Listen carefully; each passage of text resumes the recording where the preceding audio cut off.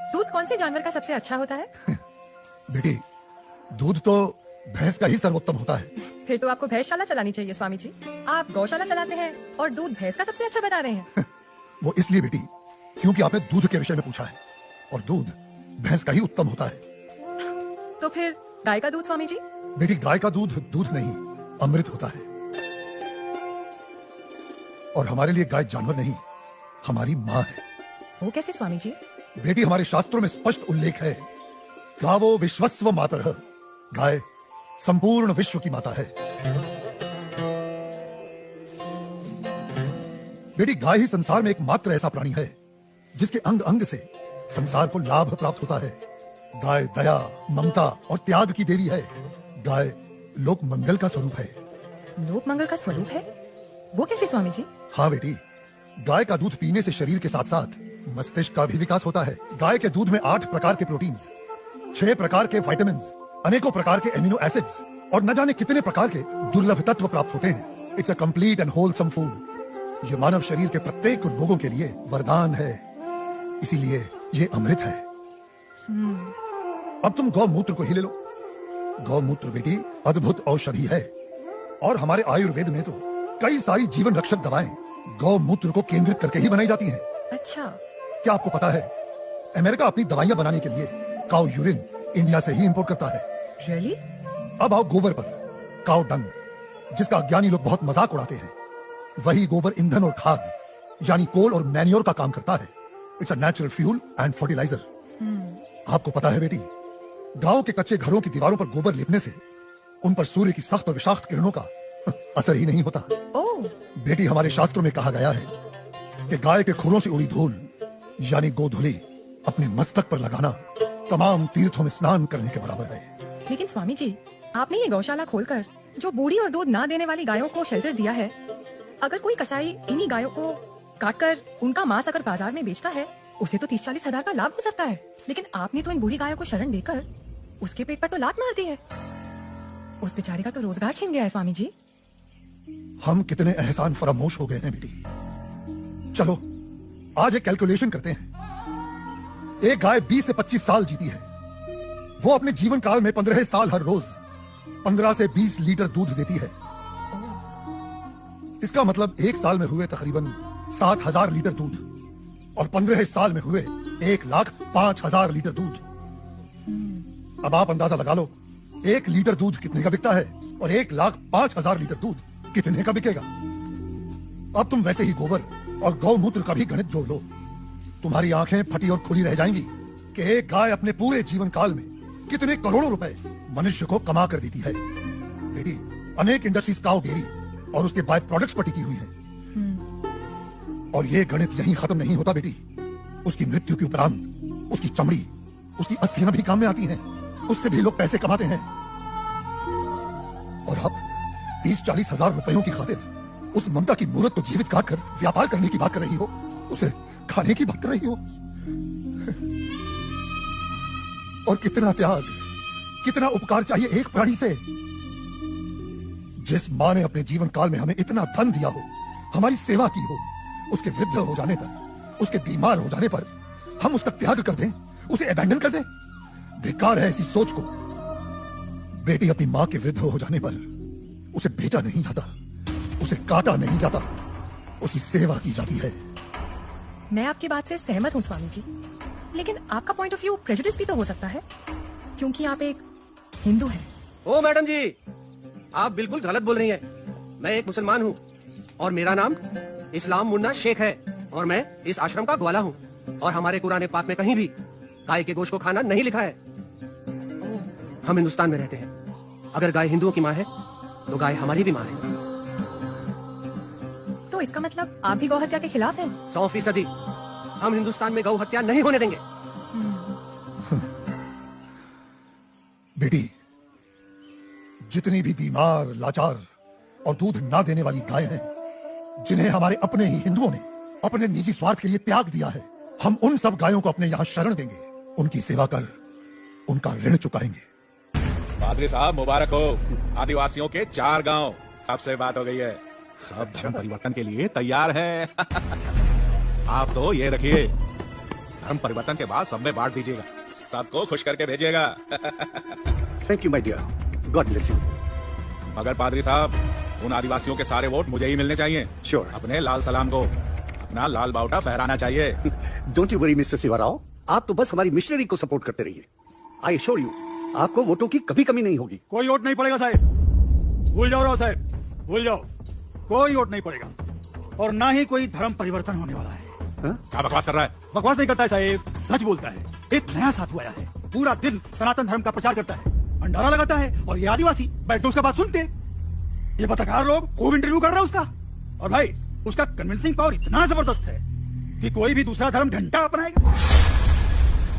ये तो कुछ नहीं साहब, अपना मांस का धंधा चौपट होने वाला है। वो सारी बूढ़ी और बीमार गायों को शरण देता है। वो स्वामी गो हत्या के सख्त खिलाफ है।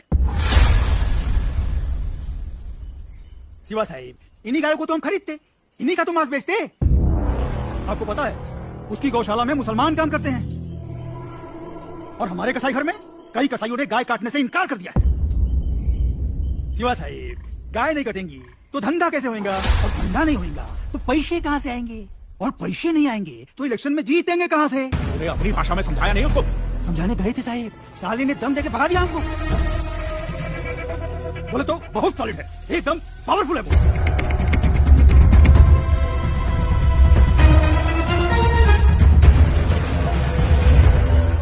स्वामी जी, आप तो सेक्युलर हैं, लेकिन आपके हिंदू धर्म में ये जो कास्ट सिस्टम है, जात पात, भेदभाव, ऊंच नीच, इसके बारे में आपको क्या कहना है?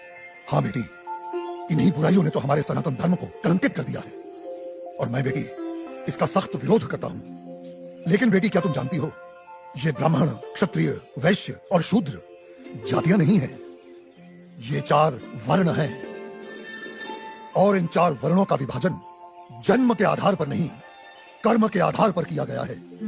समाज की उत्कृष्ट व्यवस्था के लिए, गवर्नेंस के लिए स्वयं मनुष्य ने इन वर्णों को बनाया है। बेटी, जो तेज बुद्धि वाले थे उन्हें पूजा पाठ, पठन पाठन, यज्ञ हवन और ज्ञान का प्रचार सौंपा गया, वे ब्राह्मण कहलाए। जो बलिष्ठ और शक्तिशाली थे उन्हें समाज की रक्षा का भार सौंपा गया, वे क्षत्रिय कहलाए। जो बिजनेस माइंडेड थे उन्हें व्यवसाय दिया गया, वे वैश्य हुए। और बेटी, समाज में स्वच्छता बनाए रखने वालों को, सेवा करने वालों को चौथे वर्ण का नाम दिया गया, वे शूद्र कहलाए। बेटी, हमारे शास्त्र कहते हैं, जन्मने जायते शूद्राः संस्कारात् द्विनो चयते, अर्थात जन्म से प्रत्येक व्यक्ति शूद्र होता है। वो केवल अपने संस्कारों से, अपने कर्मों से ब्राह्मण, क्षत्रिय, वैश्य या शूद्र बनता है। अब आप मुझे ही ले लो, पहले मैं अखाड़े में पहलवानी करता था तो तब मैं क्षत्रिय था, आज मैं प्रवचन देता हूँ तो आज मैं ब्राह्मण हुआ, और यदि कल मैं कोई व्यवसाय करता हूँ तो मैं वैश्य कहलाऊंगा, समझी? मेरा ब्राह्मण या क्षत्रिय होने पर कोई कॉपीराइट नहीं है।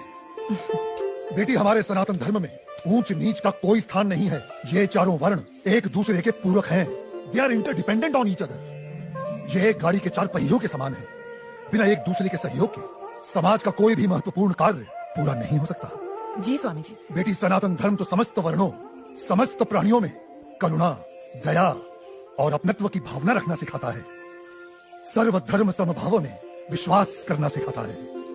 हमारा धर्म सब धर्मों को एक समान मानता है। बेटी, हमारे लिए तो ये पूरी धरती एक कुटुंब है, एक परिवार है। The whole world is one family, वसुधैव कुटुंबकम।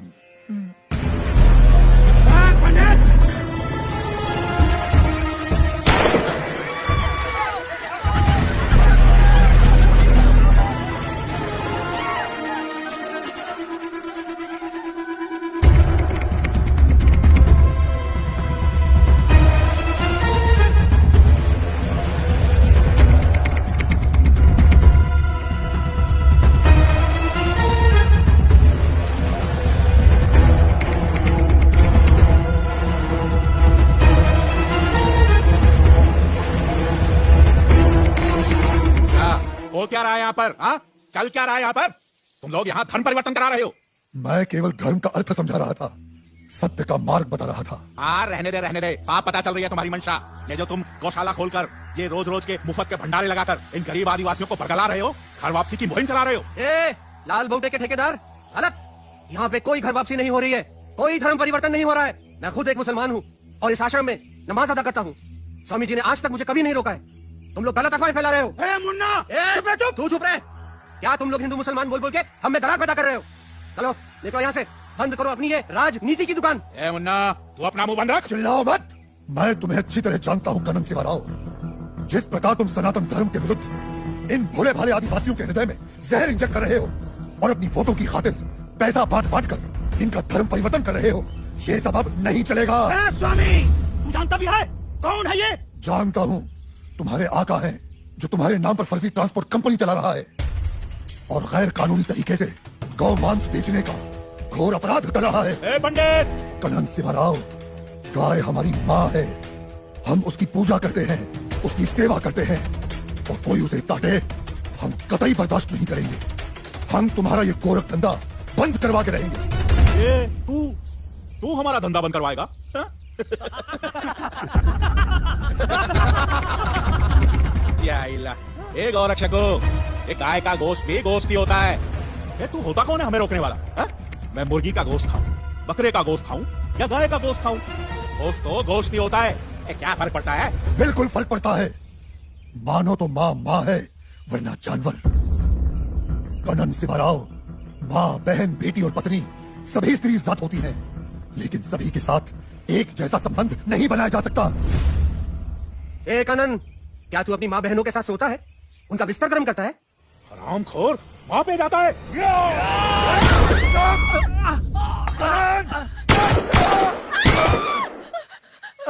ये हमारे दलित भाइयों को भड़का रहे हैं, उनका धर्म परिवर्तन करा रहे हैं। मारो!